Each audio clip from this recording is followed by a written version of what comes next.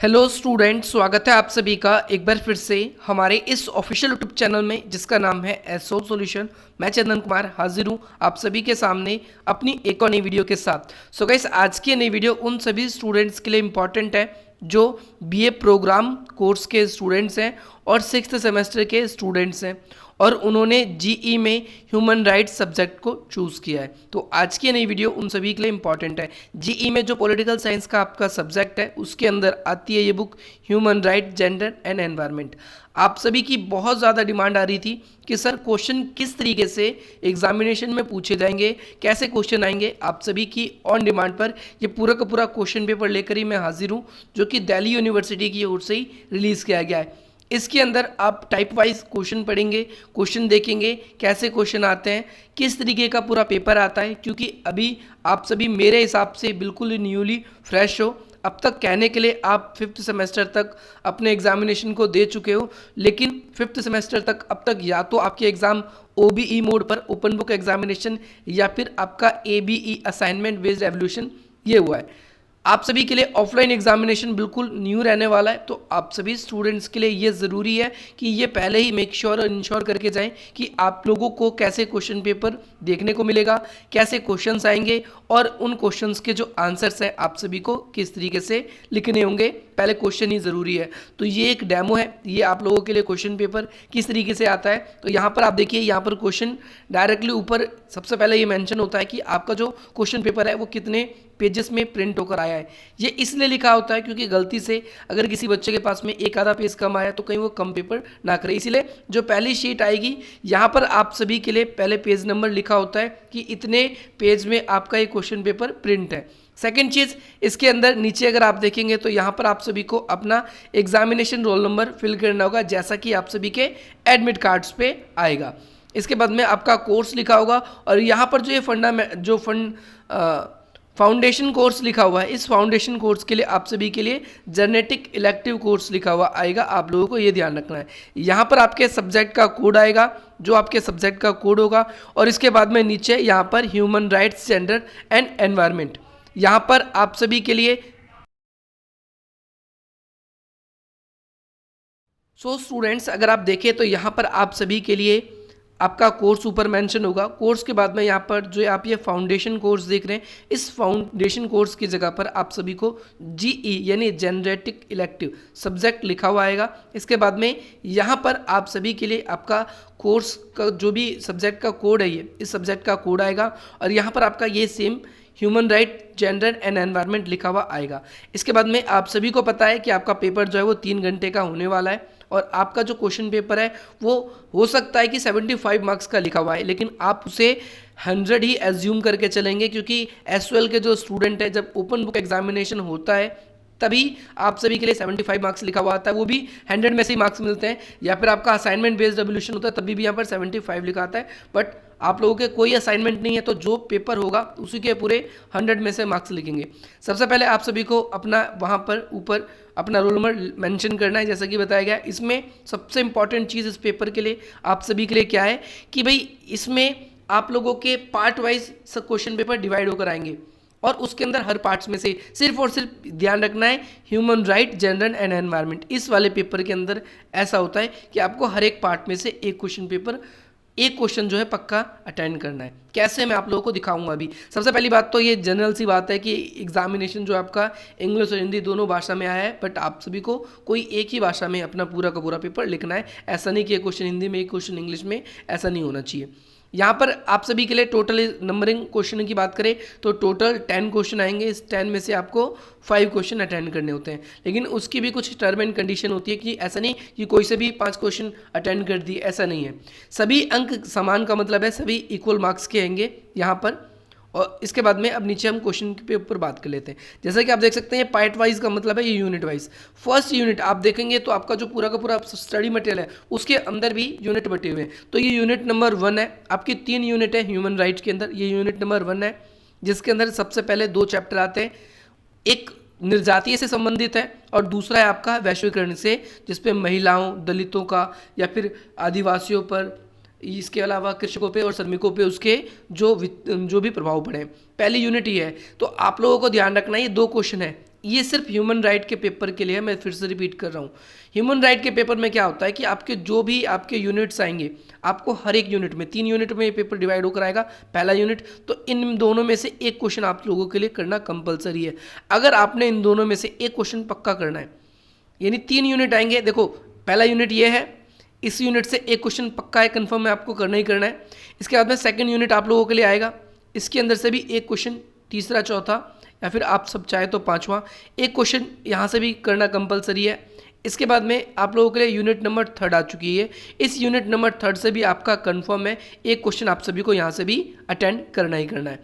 लेकिन देखो यहाँ पर 4 यूनिट दिख रहा है, तो ये यूनिट नंबर जो 3 हैगा, इसको आपकी सेकंड यूनिट से ही मिला दिया गया है। तो ये 4 यूनिट में ना डिवाइड होकर ये 3 यूनिट में डिवाइड होकर आएगा, और आपको हर यूनिट से क्वेश्चन अटेंड करना है, यानी 5 क्वेश्चन टोटल करने हैं। 5 क्वेश्चन टोटल करने हैं।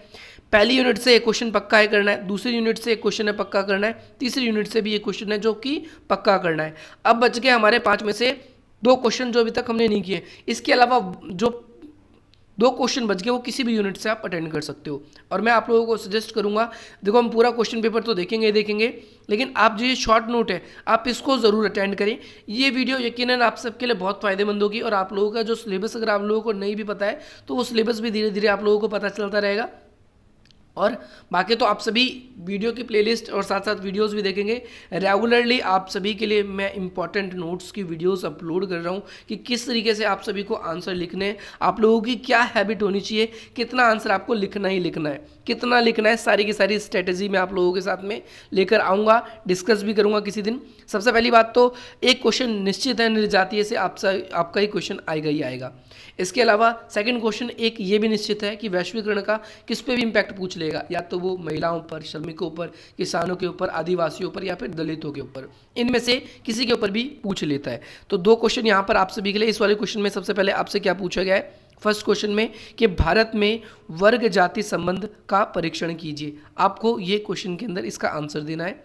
सेकंड क्वेश्चन में आपसे पूछा गया है, क्या आप इस बात से सहमत हैं वैश्वीकरण के कारण भारत के सामाजिक विभिन्न वर्गों के बीच में असमानताएं बढ़ी है। तो ये क्वेश्चन भी बहुत इंपॉर्टेंट है। इस क्वेश्चन में विभिन्न वर्ग की बात होगी। वैश्वीकरण के आने से अगर हम बात करें विभिन्न वर्ग, जैसे श्रमिकों के बीच में और पूंजीपतियों के बीच में, महिलाओं के बीच में और पुरुषों के बीच में।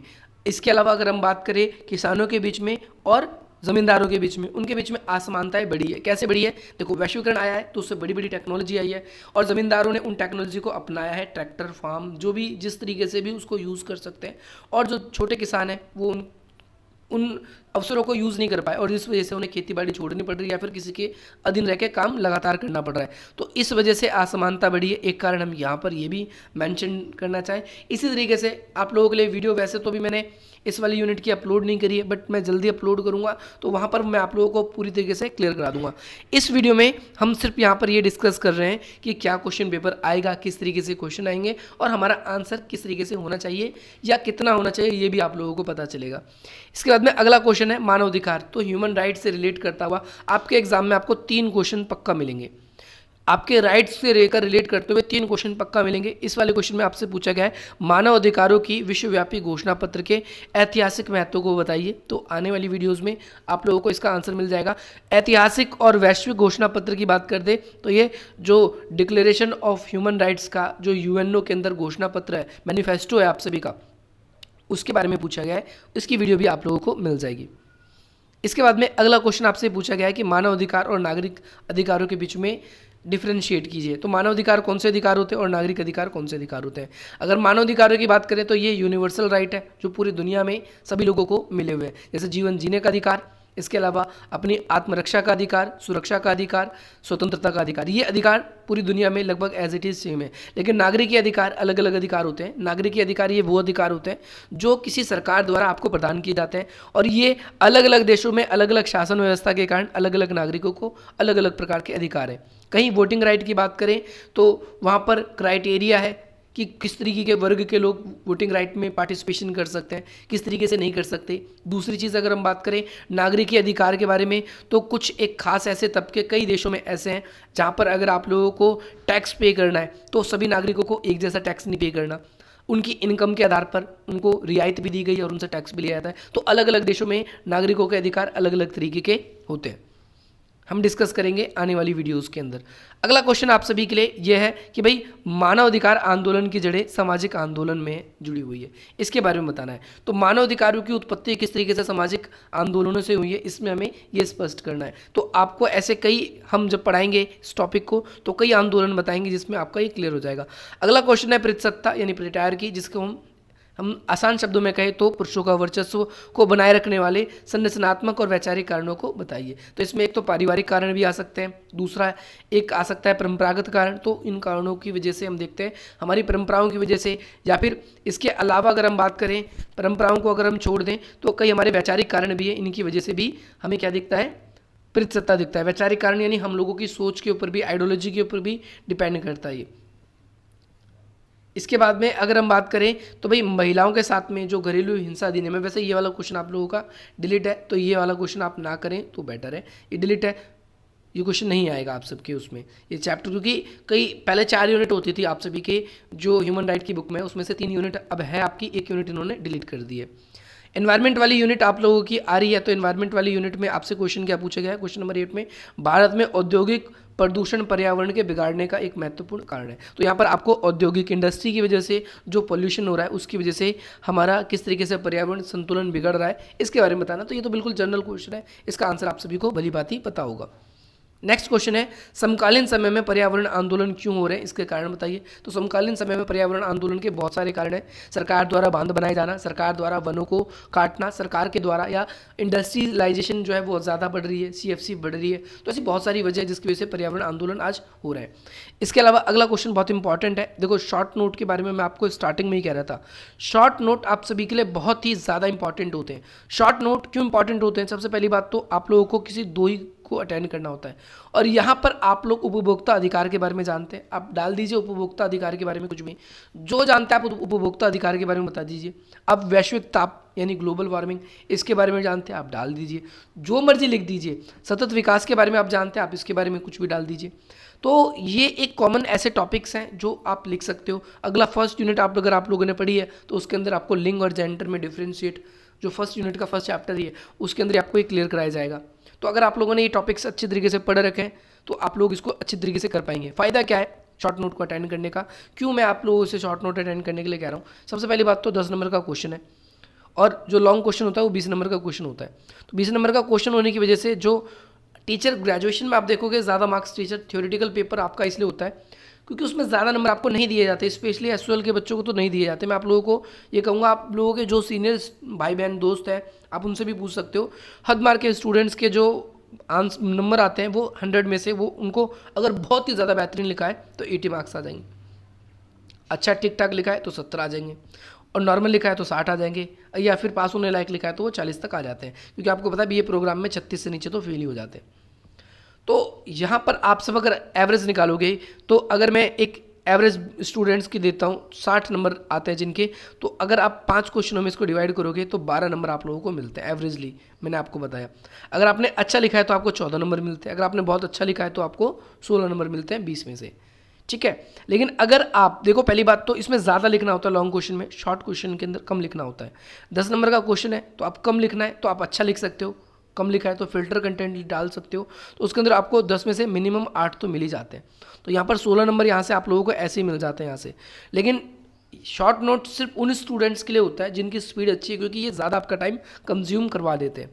अगर आप लोगों की राइटिंग स्पीड अच्छी नहीं है तो आप शॉर्ट नोट अटेंड ना करें, कोशिश करें लॉन्ग क्वेश्चन पे ही फोकस करें, क्योंकि वहाँ पर आप लोगों के लिए थोड़ा सा ज़्यादा अच्छा होगा। अगर आप लोग की स्पीड अच्छी है तो आप ज़रूर शॉर्ट नोट अटेंड करिए। बाकी और भी टिप्स मेरी तरफ से आप लोगों के लिए, और भी क्वेश्चन पेपर्स या जो क्वेश्चन आप सभी को समझ नहीं आ रही, देखो आप प्लेलिस्ट देखिए, आप हमारे चैनल पर जाएंगे SOL सॉल्यूशन गूगल के ऊपर या यूट्यूब के ऊपर आप सर्च करके